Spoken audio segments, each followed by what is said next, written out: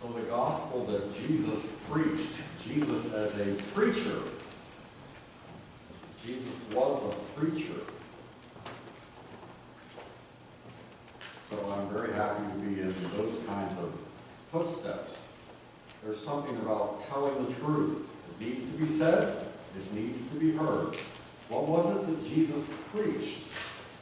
In Mark 1:14 and 15, it says, after John was arrested, Jesus came into Galilee preaching the good news of God, proclaiming, the time is fulfilled, the realm of God is at hand. Repent and believe the gospel. That means the time for God is now. The place for God is here. Open your heart and your mind and let this be true for you. That's another way to interpret that. So I hope and pray that today you will be blessed and refreshed and renewed in the way of Jesus Christ and the gospel. Our reading today is from the lectionary, and this is how it goes. It's about Jesus and his healing and his casting out of devils. It's the first half. It says, as soon as they left the synagogue, they entered the house of Simon and Andrew with James and John. Now Simon's mother-in-law was in bed with a fever, and they told him about her at once. He came and took her by the hand and lifted her up. Then the fever left her, and she began to serve them. That evening at sundown, they brought to him all who were sick or possessed with demons, and the whole city was gathered around the door. And he cured many who were sick with various diseases, and cast out many demons, and he would not permit the demons to speak, because they knew him. That's the first half of the text. One of the things that's happening that you'll notice is this talk about demons. Now that's a pretty unusual and unpleasant thing to think about. It's a bit of an oddity that if you would take the Gospel of Mark and you would look at all the times Jesus casted out a demon, you see a lot of it. You see a lot of it. So when we think about Jesus healing, make the lame walk and the blind see, the deaf hear, and the demons are cast out. That's all part of the story. It's a little difficult to know how to deal with that today. Because if we would take it quite literally, then we might be in a situation where we go like, ooh, I see a demon, or there's a demon, or you have a demon, or I have a demon, or where are the demons, or why aren't we doing this today? And it can be a bit of an odd situation to be in. I want to talk about that a little bit. First of all, the word in the Greek is daimonizomai. It's not just to have a demon, but it's like to be under the influence of something. To be under the influence of something that's unwholesome. To be trapped or controlled or led around by unwholesome forces. In early church art, you might see Saint Anthony, and he's being attacked by 7 demons. And I think they represent the 7. They talk about Mary Magdalene had 7 demons cast out of her, and they talk about the 7 deadly sins. And I use pale gas that's how I remember it. Pride, avarice, lust, envy, greed, anger, and sloth. Now, those are the 7 deadlies according to Roman Catholic teaching. But daimonizomai would mean that you're not free. You're under the influence of these things. So when you think about Jesus casting out demons, think about people who are trapped, who are stuck, who are under the influence of these things. And somehow being in the presence of the free Jesus, a zone of liberation, others are set free just being around him. Another way to think about this is certainly symbolic. Just like light is a symbol for God, demons are a symbol for slavery. So we don't have to personalize or make into an actual entity this teaching about devils. We can also think about it as a matter of degree. That this is the idea that you can have just a nasty little voice inside your head that says you're no good, or that somebody else is no good, a condemning, vicious voice inside of you. Many voices inside of us, a clamoring of voices inside of us. And what are these voices? Are they me? Are they not me? What are these voices that are wholesome? What are these voices that are unwholesome? What's going on inside? And so one way to think about this is that we all experience this to a degree, but a person, some people have it to a very high degree.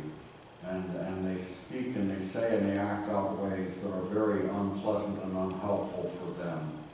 So I like to think about Jesus as being the deliverer from slavery, and that many of us have our own enslavements, and first we need to see them and be set free from them.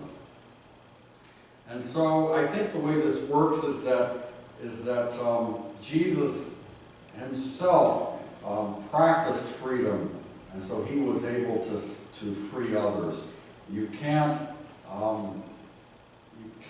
heal others very well when you haven't been through it yourself. Let me give you an example. So Mohandas Gandhi was approached by a mother one day, and she said, "My son is horribly addicted to sugar. You need to tell him to stop it. It's going to ruin him." And he said, "Come back to me and bring him in a month." And she said, "Okay." So she left. She came back a month later, and the story is Mohandas Gandhi said to the young man, "You're terribly addicted to sugar. You need to learn how to stop it. You need to eat other foods." And he went through this talk for the little boy. And the mother heard this, and she said to Gandhi, "Why did you just say that a month ago?" And he said, "Because a month ago I was addicted to sugar." And so you see, when we ourselves are enslaved, it's hard to lead others to freedom. And so one of the ways Jesus could set other people free was he had broken his addictions. He was a free man walking around in an enslaved world. He was a man who could see walking around in a world that was mostly blind. He was a man who could hear walking around in a world where most people are deaf. He was one who was awake where most people are asleep. He was a man who could move where most people were paralyzed. He was a man who was free where most people were under the influence of the demonic. See where I'm going with that?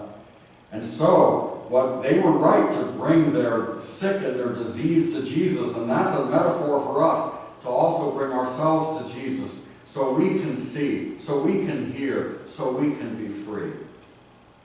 So the story is that Jesus worked throughout the night, but here's what happens next.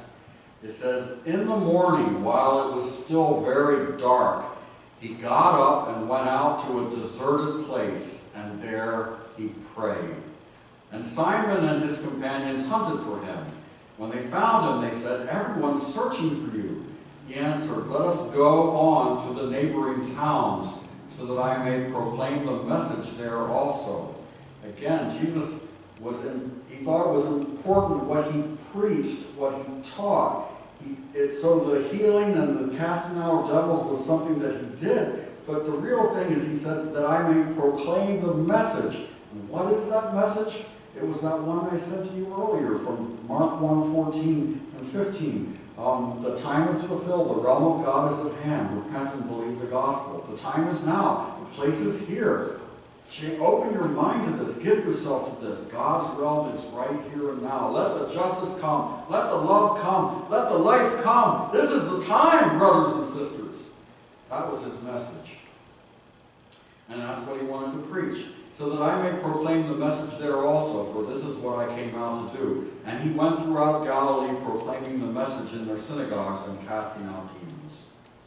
So what gets my attention there is that early in the morning, while it was still dark, he got up and went out to a deserted place, and there he prayed.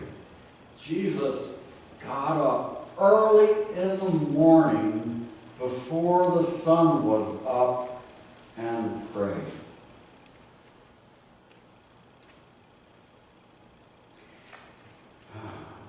Why would Jesus want to pray like that?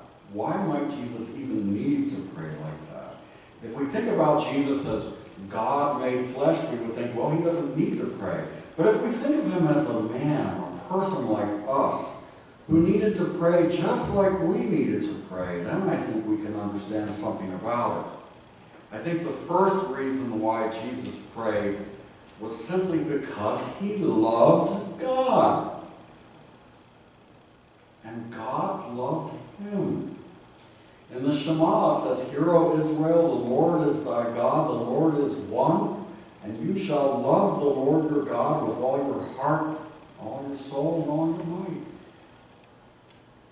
How do we love God? How do we love someone? We spend time with them. We take pains to be with them. We want to be with them. Jesus cherished his time with God.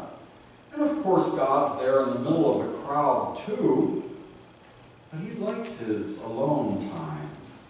It's like when you're married and the kids are out, and you're like, now we get some time. Remember how it used to be when we used to be able to talk before the kids came? You know, how wonderful it is to be alone with the one you love. So I think that's why Jesus got up early in the morning to be with God, because he loved God. And because he knew once they caught up with him, it was going to be go, go, go, go, go till the rest of the day. This was going to be his one chance to be with God. In Hinduism, they call it the Brahman's hour, 4 o'clock in the morning. And I don't know why, but something about in the dead of the night, it's time to get up and pray. How do you know? They didn't have alarm clocks then. You know when people are older and they say, I just can't sleep anymore like I used to sleep, so they take sleeping pills or something. Well, that's fine. Please get the sleep you need. But what if the waking up at night was an opportunity or a call to prayer? I'm not saying you've got to get camel knees and beat down the doors of heaven, but what would it be to take that as a call of love, to get up and pray in the middle of the night? Maybe God called Jesus like that. Maybe Jesus was sleeping and early in the morning he was just like, something woke Jesus up. And he knew that something that woke Jesus up was God. And it was like God saying, come on, let's get together. And Jesus went out and prayed. Maybe you've experienced that. I've experienced it a few times, I think. I was at a retreat one time, and it was like 4 in the morning, and I heard like the playing of a flute, and I thought, oh, someone must have left the radio on. And so I went looking everywhere for where this was coming from, and I checked upstairs and downstairs, and no radios or anything was on anywhere. So I thought, oh, it must just be making stuff up. And I went back to bed, and I thought, wait a minute, that probably is that I should get up and pray. So I got up and prayed.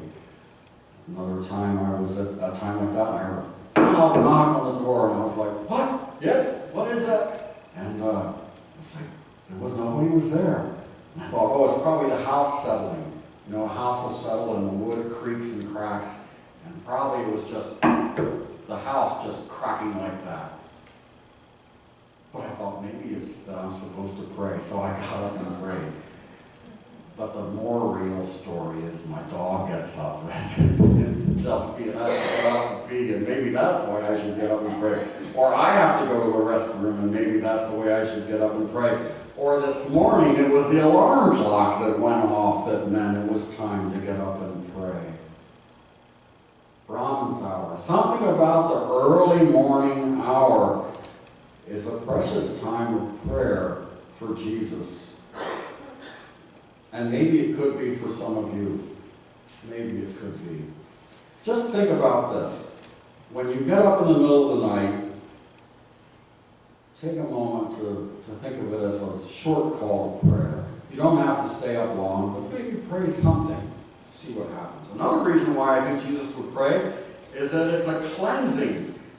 Prayer is a prayer when you sit still and you calm down and you listen to God. It's a kind of cleansing of the garbage and inner washing.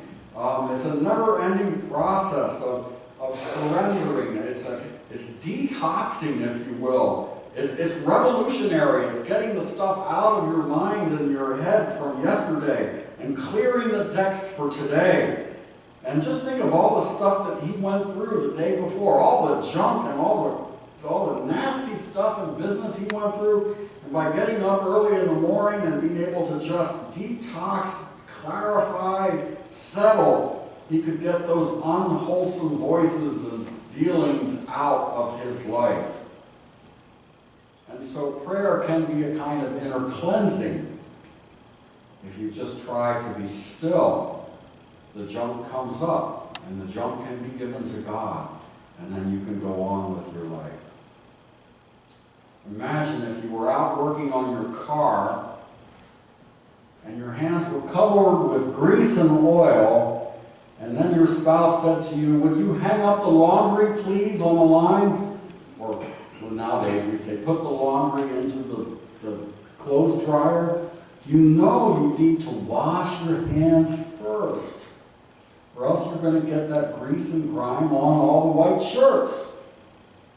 And so in the same way, prayer can be a way of washing the soul so that we can be clean, so we can meet people with cleanliness and not dirty them with our dirt. That's another reason to pray. And the third reason to pray, which is one of the biggest reasons why I pray, is because the stuff of God, like this sermon right now,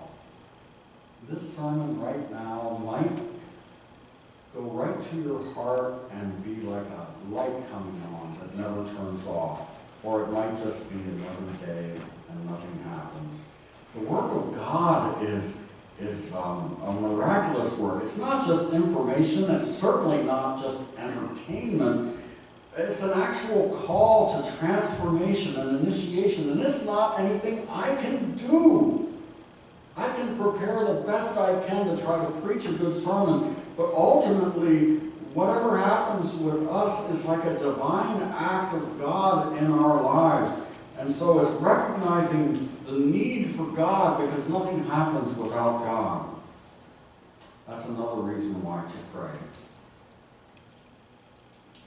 So because of love, because of cleansing, because of transformation, those are all reasons why Jesus could have prayed. It doesn't say why, but those are things that make sense to me. And then there's the question of how he would pray. One of the reasons why I couldn't pray very well for a long time is because I thought that I was supposed to talk and God was supposed to listen. And I would get these lists and I would pray for all the people that I was supposed to pray for, and I would talk and talk, and it didn't feel like there was much going on, and it didn't feel like much was happening, and so I would kind of lose heart and get discouraged and stop.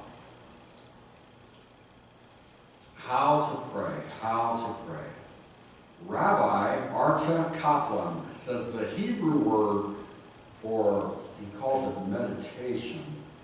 I have to think about this because I've read different ones, but he goes hitbodedut. I don't know if I'm saying that right. He calls it self-isolation. And it's to get out by yourself alone, which is something we see Jesus doing. Get out by yourself alone. And he says the first lesson is to speak out loud. Just pray your prayers out loud very sincerely. Tell God be alone, and then just be completely honest to God and tell God what's up. That's the first kind of prayer. It says the second kind of prayer, when you run out of words, is to maybe recite something like the Shema, or in our case, it might be like the Lord's Prayer. But the third kind of prayer is when you don't need to say anything at all, or don't want to say anything at all, and you just want to be quiet and listen. And he calls God the speaking silence. Well, I can tell you from experience that my brain is a busy, busy place. And if I try to pray for a half an hour, I'll be lucky if I have a minute of that kind of silence. But that minute is so precious. That minute is so precious indeed. So is this kind of prayer for you, this early morning prayer? Some of you will say, I'm not a morning person. I'm not a morning person. I already get up at 7 for school. Do I have to get up at 6 for prayer? Okay, maybe you're a noon person. Not everyone's a Nicodemus to get up early in the morning. Maybe you're like the Samaritan woman that comes to Jesus at noon. But whatever the case, I hope you have some place where you can meet God each day. And people are put together differently. Maybe not everyone is a natural mystic with a hunger for these things. Some of us find much more fulfillment in doing good deeds for the church and helping and washing and cleaning and fixing and repairing. And some of us love singing and worshiping and music and art. And so there's all different ways of worshiping God, and this getting away and praying. Maybe that's not really for everyone, but maybe there should be some of it in your life. Maybe there should be some of it in your life. Because really, the source of life is in you. God is in you. And if you just see God externally, you're missing a large part of God's presence. These things take cultivation and they take time. You know, the Muslims get up, they don't all really. They're just like us, really. They're supposed to get up. Some of them do and some of them don't. And when their first prayer of the day is in the dark before the sun rises. And here's the way it works. If they're a pious Muslim, they'll get up, they'll wash, and then they'll have their shoes off and face the direction, and they do a couple of vows and some words that they recite. And it doesn't take long. And then sometimes they go back to bed because there's still another hour to go before the sun rises. And then they get up and go through with their day. It doesn't take long. It would be similar to us getting up. If the dog wakes you up at 4 o'clock in this morning, or you have to go to the restroom at 4 o'clock this morning, or for some reason or other you just turn around and you notice you're awake at 4 o'clock this morning, well, try this. Pray the Lord's Prayer once, slowly and meaningfully. That's all. Try that.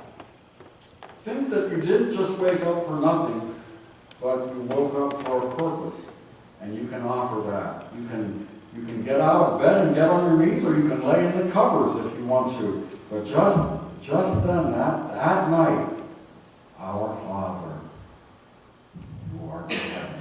You can pray that prayer slowly and meaningfully. Another prayer you can pray, which takes a bit longer, would be like the prayer in Romans where Paul says we say, Abba, Father, or Amma, Mother. How might that be? That might be a breath prayer. I can just imagine where you would go. This is a heart-tuning prayer. It's not loaded with the words like the Lord's Prayer, but it's an opening of the heart. And there where you just go,